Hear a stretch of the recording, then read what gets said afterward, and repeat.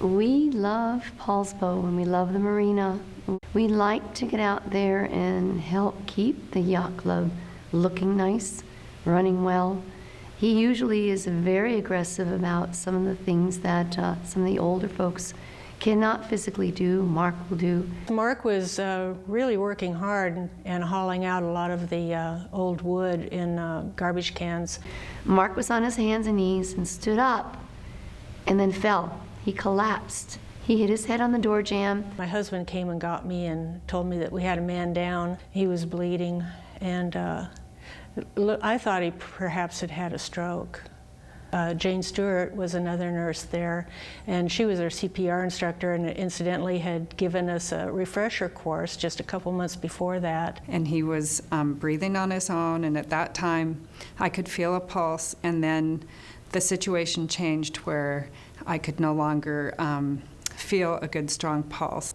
She started doing CPR, and I did mouth to mouth. Eventually the medics came and they took over. It was only about 6 minutes from the time of the phone call to the time of their arrival, so we only did CPR maybe 5 or 6, maybe 7 minutes to assess him and get started.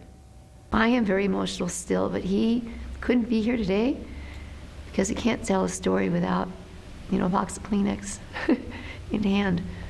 I didn't really think twice just because I knew that he needed help, and I knew what to do.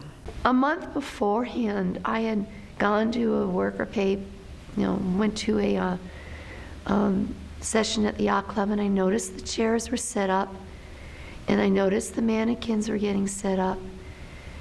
And I wasn't paying attention, and I said to Mark, I said, what a wonderful thing that these people are getting trained in CPR.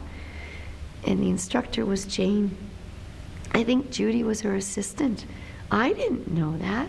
So I knew the recent change that the American Red Cross had made, where you no longer needed to give as many breaths, and so the compressions were the most important thing to be giving.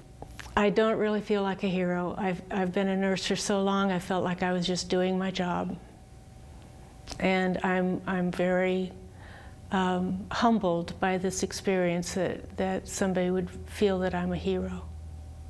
Oh, I don't consider myself a hero. I was just helping somebody who needed some help, and I'm just really glad that he is here today and that it sounds like he's really doing well, and that he has continued to be able to really continue with his life and do what he would like to do.